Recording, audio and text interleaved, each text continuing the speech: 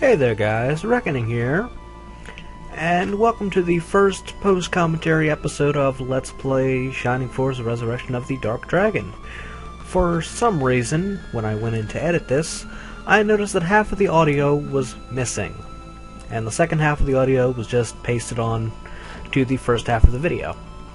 I don't know why that happened, but I kinda lost the first half of the recording. I made a save after the video ended, and my last save was a little too far back to just play back up to this point and re-record it.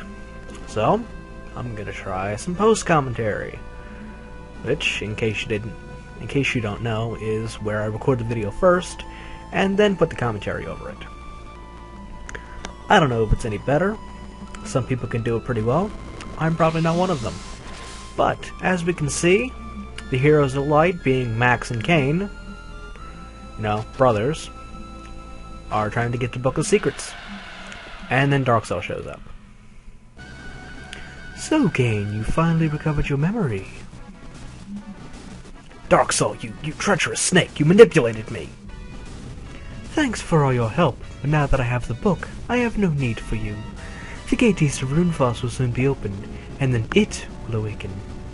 And you will be sent to hell. Don't just stand there, you have to get out of here. It's between me and him, stay out of the way.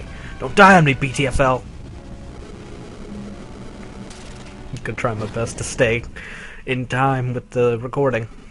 BTFL, you okay? I just felt a horribly evil presence. So Darkseid's here? Yeah, then he disappeared, along with my brother.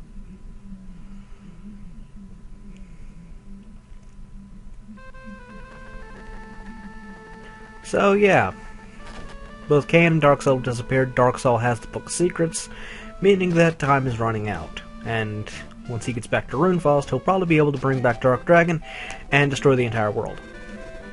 Which would not be a good thing. Would not be a good thing. So I believe what I'm doing here is I believe I'm checking the shop for any equipment that we might need. I don't think there's much. If I remember correctly, I equipped both my guys with Soul Busters. Or I equipped me and Balbaroy with Soul Busters, being the strongest weapon that either can wield, and I'm basically just looking for lances to kind of upgrade my knights, because they need the little extra attack power. And I've got plenty of money to pay for it. So that should be no issue at all.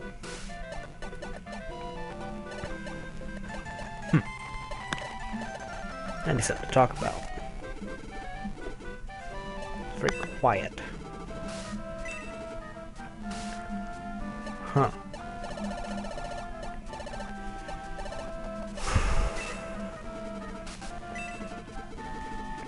I don't know what to talk about now.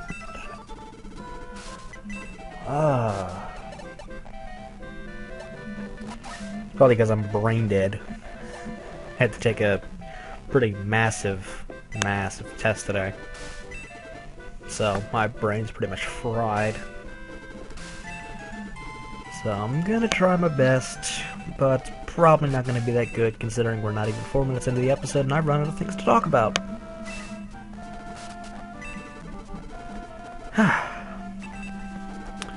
Well, LP stuff. Oh, Hanako's epilogue. The video portion is done. You'll see what the video portion is in time.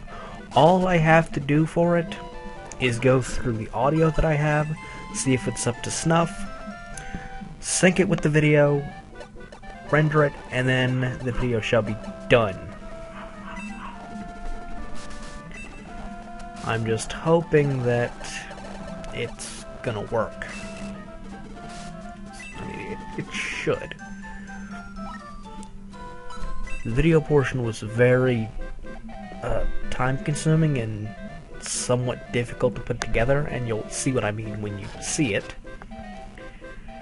But overall, it was good, and it kind of Well, I kind of expect it to be longer, though I can kind of speed it up.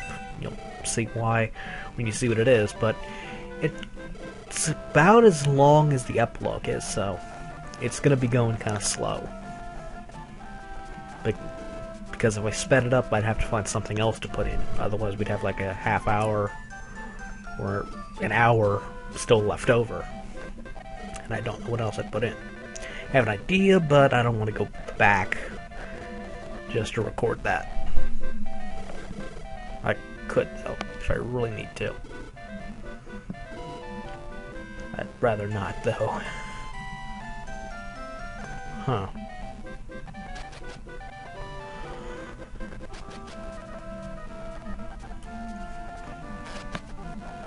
So anyway, in the game, Legacy of the Gods is Dark Dragon. Dark Soul has the Book of Secrets. That's not a good thing. Why did the gods create Dark Dragon? There's a creepy castle to the south, so that's kind of where we're going next.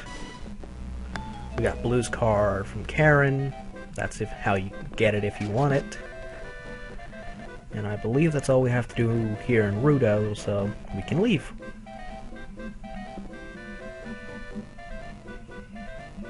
Unless you want to check the stores and whatnot. See if there's anything you might need before you have to go. Personally, I don't buy anything from the item store, because I never really need any. If you think you need the healing items, then, well, you can get them. But I don't really use them that much, as you may have seen. I don't really have a healer on hand, so, you know, if they get beaten, they get beaten. I mean, if they take enough damage from single attacks, you know, it basically just goes until they get beaten. It's like, okay, yeah, they need to level up, they need more defense, or they need more attack to kill stuff faster. Because if they're not defensive characters, they're not defensive characters. So a 1 point increase over 5 levels is not going to help very much. If they're a very offensive character, they need more offense, or they need a healer standing by to heal them up. But anyway, for this battle, destroy all enemies, get the Demon Castle. You do it in 20 turns, you get 8,000 coins. 20 turns. Yeah, you'll see why. Michaela shows up. We meet again, BTFL. I am Michaela. Prom lies right before your eyes, but you're not going to get there. Why? Because, to get to prom, you must first pass through my Demon Castle. Hee hee. Come to my castle. I've got just what you've been looking for. The treasure of Guardiana, the lightsaber. The lightsaber? How'd you get that sword? Heh, why should I tell you? Ah, what do we have here? If it isn't the Princess of Runefoss, tell me, Princess, how does it feel to betray your father? Silence, Miss Shayla. I will not have the likes of you calling me a traitor. It's for Runefoss' sake that I stand here today. Ooh, I'm so scared. Well, if you're as serious as you claim, I won't hold back. Face my servants in battle, and then come to my castle. And that is Demon Castle. You have 20 turns to get there. New enemies are the Bow Rider, 18 HP. They're ranged enemies. They can be an annoyance. We have Belials, which are basically upgrade gargoyles. They have bolt magic, so they can be an issue. And I believe that's all the new enemies we have here. But yeah, 20 turns, because there's mountains for most of the way. What you're probably going to want to do is, if you want to get high damage done quickly, you're probably going to want to have Narsha cast Step on Hanzo, Musashi, and Guns, or whoever your high damage dealers are. Most likely Hanzo, Musashi, and Guns, but it could vary a little bit depending on who's leveled and how level they are. But yeah, Hanzo and Musashi are definitely a good choice. Hanzo moves about as fast as Guns does. No, Musashi moves as fast as Guns does when you get him. Hanzo moves as fast as Guns does once you give him a movement ring. If you can up their movement by 3 points apiece, Hanzo and Guns will move beyond maximum movement speed, where Musashi will be close to it. The highest movement speed can actually go, according to the original, through a hacked version, is 9,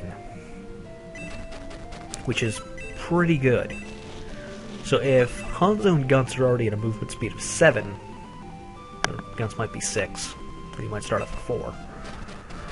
But if they're both at 6 or 7, and you increase that by 3, you're getting one that's at the max, and one that's above the max. And I don't think that's hindered very much by mountains. So, mountains have nothing on Hanzo, is basically what I'm saying. Xylo moves fast to begin with, so if you really want him moving fast, give it to him as well. Because he's got high movement speed no matter what the terrain is. So, giving him a step bonus is even better.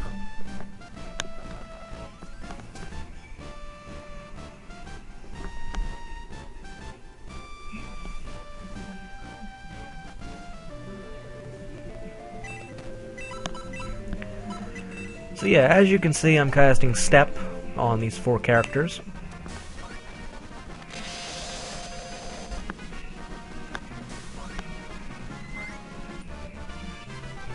Narsha's level 2. Now, Narsha probably doesn't need it, considering she's used all her MP for right now, but she can still do moderate damage, so might be useful.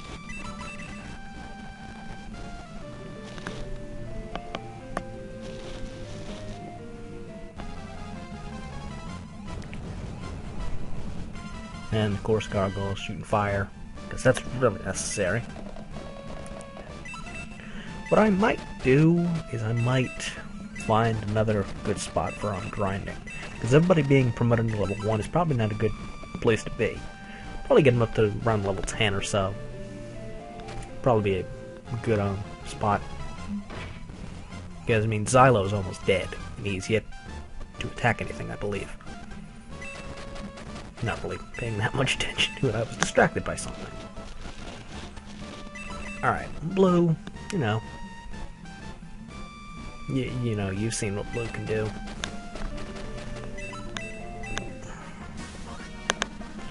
And guns just barrel through. You know, doing good damage being the tank that he is. Level 2, more HP, very nice. I'm trying. So yeah, Hanako's epilogue. My magnificent train of thought. Hanako's epilogue is pretty much done. I just have to put everything together, and then, you know, I can render it and upload it. The grand finale I am still working on, but, you know, I haven't really gotten much time to do it, since on weekends I record Shooting Shit with Reckoning. And what else have I been doing? I know I'm always occupied on weekends, or at least I have been the past 3 weeks. I'm always doing something. Well, this weekend, or technically last weekend, Sunday was the only actual day off that I had. But I had still, gotten some work done on Hanako's epilogue and whatnot, but once I'd gotten that done, it was pretty much a free day. Saturday, I spent recording Shooting Shit with Reckoning and co-oping it. But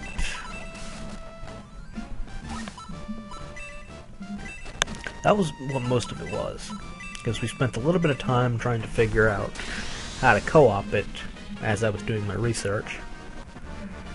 And eventually we're just like, okay, let's try this program, and then it ended up working, and then it was all custom co-op levels, so that was disappointing.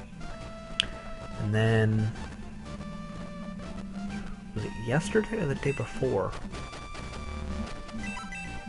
I forget when it was.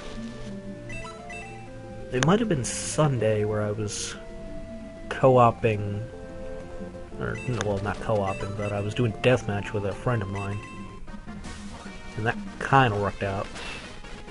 So I kind of know the mechanics of how multiplayer in Doom kind of works, or Doom in Quake. It seems as though you don't make the servers, you just find a server and you join it. But then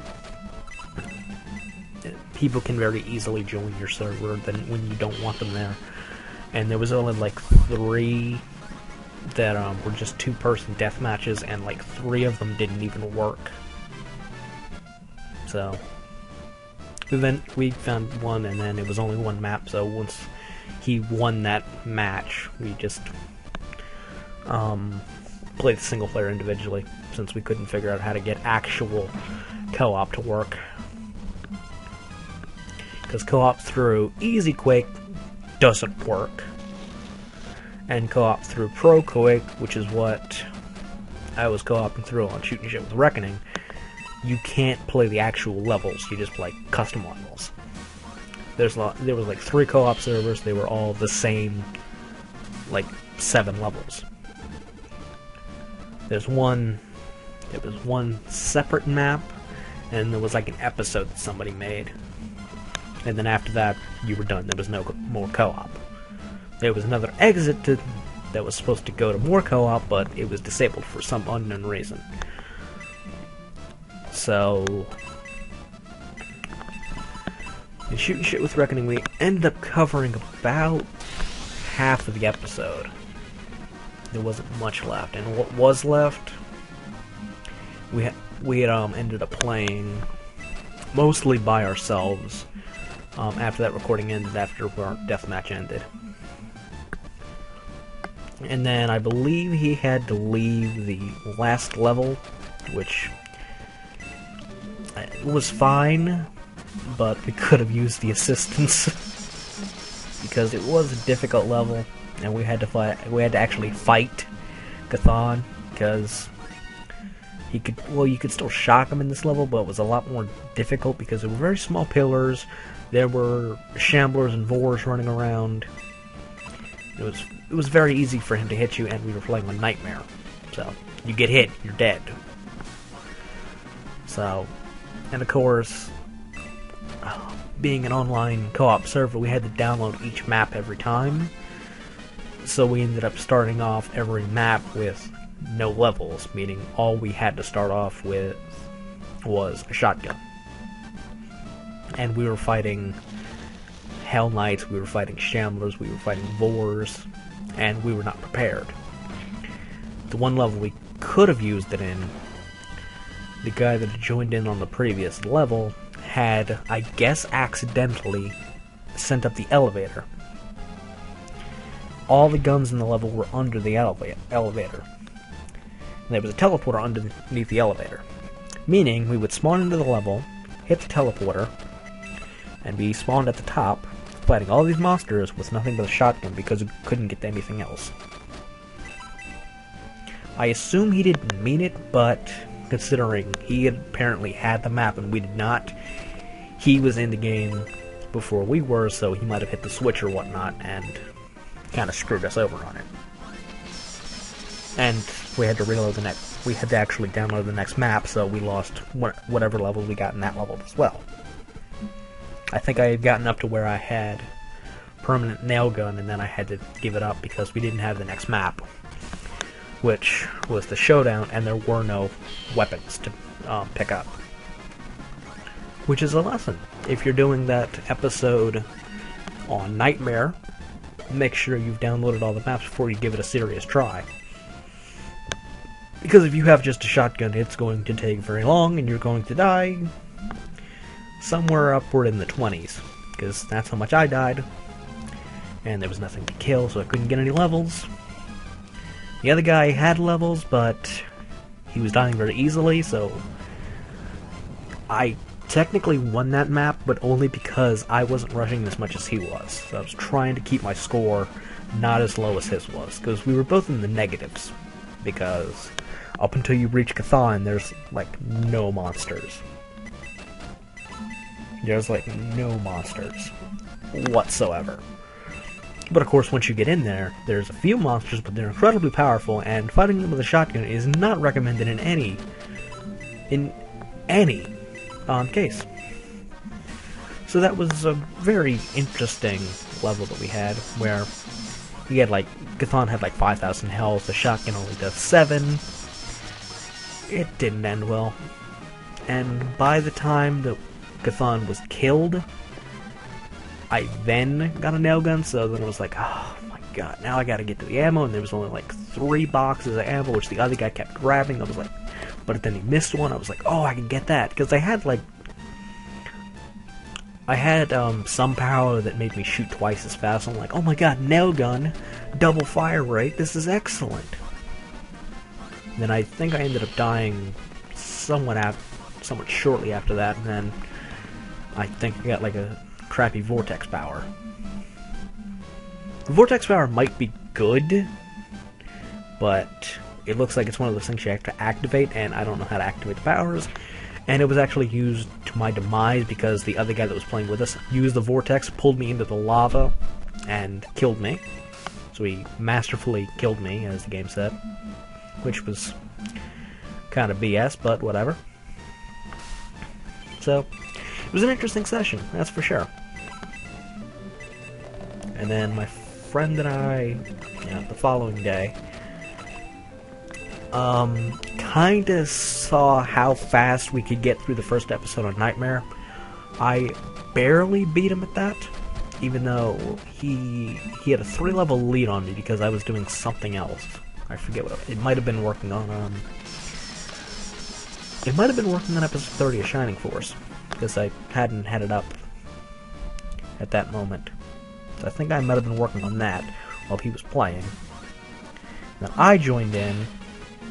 Got stuck on Grizzly Grotto for a little while he kept going ahead. And then, right toward the end, I think right at the end of Dortic-thon, I was able to take the lead and just barely beat him at it. Then I suggested, well, let's see if we can do the second episode. And then he was like, nah.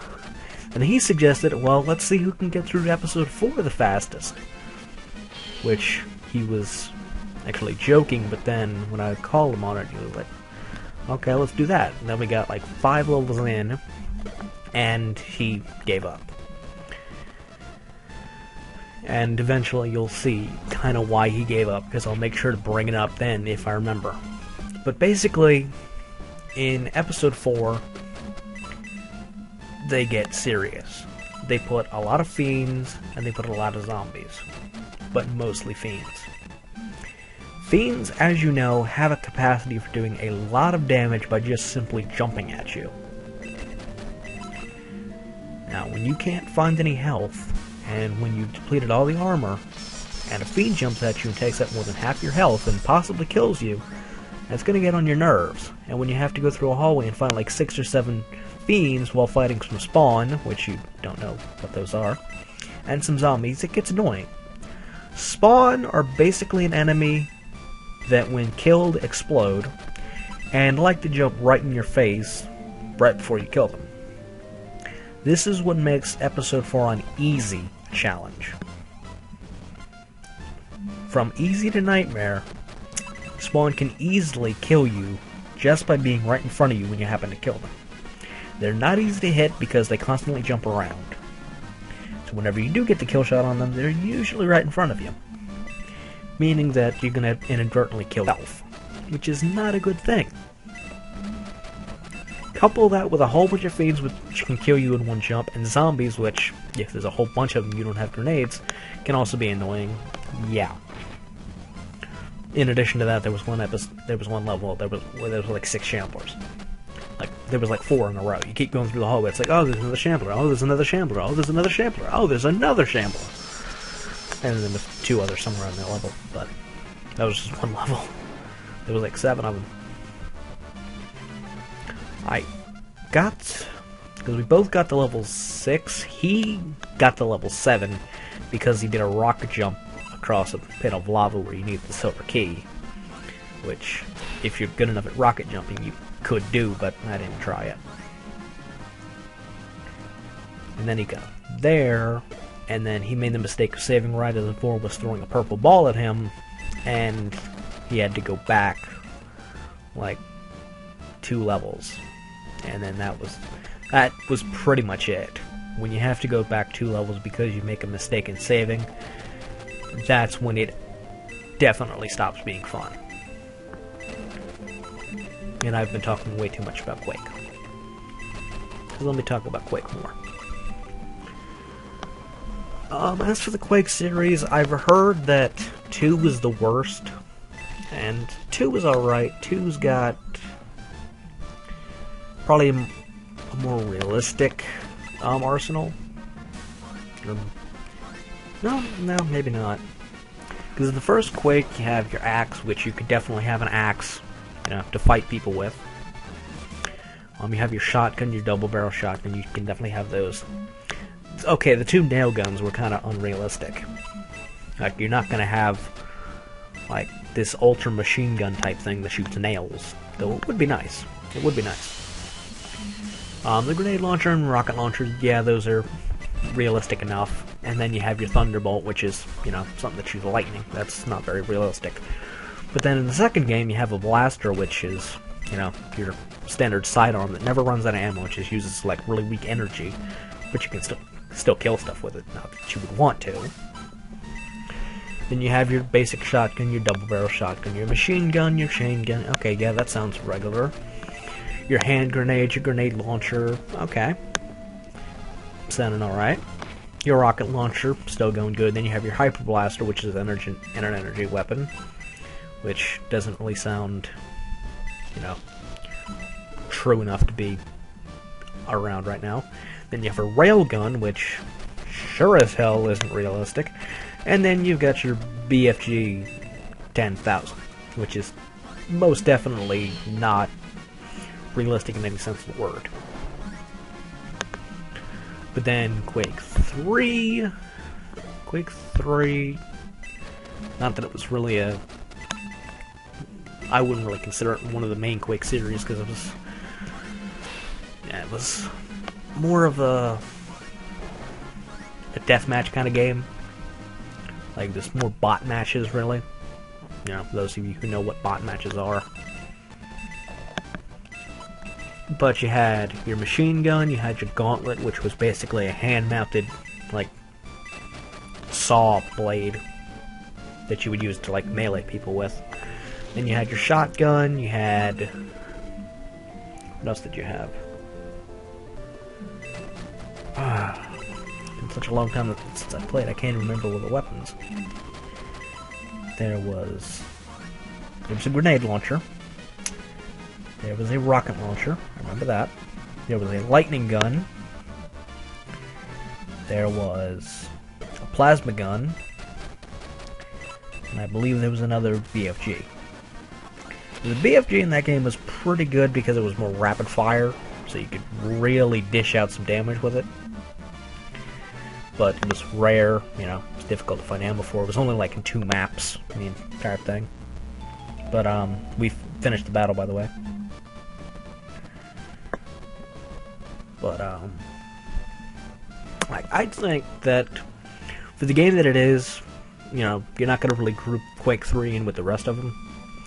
But Quake 1, I've always seen as a pretty good game. Quake 2's, you know, decent. I mean, it had some pretty good expansion packs. And it was on multiple consoles. Like, it was on the PS1. It was on the Nintendo 64, as was the first game. The first game was not actually on the PlayStation. You know, 2 was. But Quake was on the N64, though I don't think it was that good. Quake 2 was technically on the N64, but it was like all different levels. There were like 7 levels, and then there was a boss fight at the very end, and that was it. Where the port of Quake 2 for the PlayStation stayed pretty true to the actual game. Just there were some episodes that were missing, which is fine. But they cut out like 2 episodes. They added in 1 or 2 levels. But then Quake 4, I've heard, I had a friend say it wasn't that great, but I think it's alright. I think it's a pretty good game, but, you know, to each his own. But we're reaching the end of the video, so I am reckoning you, the viewer, give me a like or a favorite if you like this video. Leave me a comment telling me what you think of the post-commentary, and ask me why I was talking about Quake for like over 10 minutes. Subscribe if you think this is a good video, which you're probably not going to because I was talking about Quake so much. And until next time, keep on shining, and there's still 10 seconds left, so apparently I didn't make my outro long enough.